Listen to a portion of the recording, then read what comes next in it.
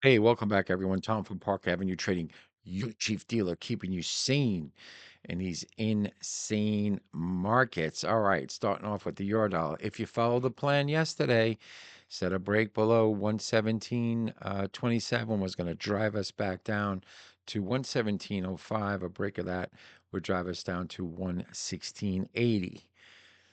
Perfect. Couldn't get any better than that. I mean, we touched 116.80. We're starting to recover right now. It's interesting. I got to look at euro yen because um, euro dollar is starting to rally a little bit. If we can get above 117, um, say right here, 117.40. It's actually showing some strength to come back up towards the 117.71, where the resistance is. Monster resistance for euro dollars at what? It's at 118.32. Okay, that's been holding steady. I just talked myself into a good euro dollar trade. I was long at 22. Not that it's just 5 points away, but I was thinking dollar yen was going to come off a little bit. Again, overthinking, right? But I'm going to look at euro yen because they're both. Dollar yen is actually holding, and euro dollar is starting to creep up, which actually could mean that euro yen is going to potentially break 173. So we'll get into that in a moment. But here are your points today. As it stands right now, this is the support 116.82. A break above, let's say 40, actually shows continued strength up to the 73 level. Um, and then if that breaks, we get to 118. Let's look over at the total. We look over at this. Oh, that's Bitcoin. What is that doing here? All right, hang on. We got right there. Your USD. Let's go 6 hours. Let's open it up. We'll use candles, all right? For you guys that like candles. I personally don't use candlesticks. I can't even really look at them. I need to see charts, bar charts. All right, so and then this is, where is it? Hang on one second.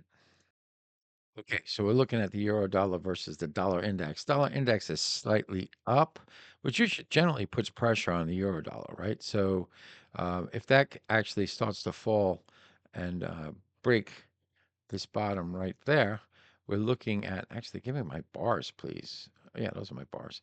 Um, are they bars? Oh, those are candles. Here we go. That's better. Bar chart. Okay, so if we break this low right here, that's actually should actually help get some tailwind behind the euro dollar. So right now, the resistance stands right at 140, 117.40. Break of that, and it's gonna, basically get the euro dollar some tailwinds behind it, and then we could actually see some movement higher in the euro dollar. Dollar yen is the key, though. We're gonna get into that in a second. Let's move on over to good old sterling dollar. Here's sterling dollar. Okay. Had the support point yesterday at 135.50. We dropped down, didn't go too far away from it. So still, sterling dollar, although it's a dog with fleas, it's still holding its own. Right now it's tracking between we'll go 135.13 and let's go up to this area right here, 135.90. Okay. It needs to hold this 135.50. If it can't hold the 135.50, it's showing some weakness back down to the where it came from. But really, the true support of this thing sits right at where this peak to valley is, right here. Here it is, right here. Right there is a true support line, right there coming across. So if you're a sterling bull, you know, I want to wait for a little bit of a pullback or a breakout, but you can't just buy the breakout. So as it stands right now, it's above kind of resistance because that's the old support from yesterday, but it's not really showing any type of miraculous recovery yet. Um, let's go on over to good old dollar yen, US dollar yen. Let me just use this chart. What the heck? Here's dollar yen. Okay, here's dollar yen. All right. We went down to 146.26. We recovered up to 147.64 right now. The support in dollar yen, really the short-term supports at 147.25. 147.25. And we were so close to it, and we popped through it. So I thought that potentially, we would get down through this, and then the next level is like 146.89 right there. So as it's holding this, okay, it's got some good amount of resistance up at 147.80, and it's indecisive right now. I'm gonna go up to that, like, all right, 78's cool. I'm just going up to this little inside bar is closed, so right there. Cigar's getting me. So as it stands, 147.25 is the short-term support.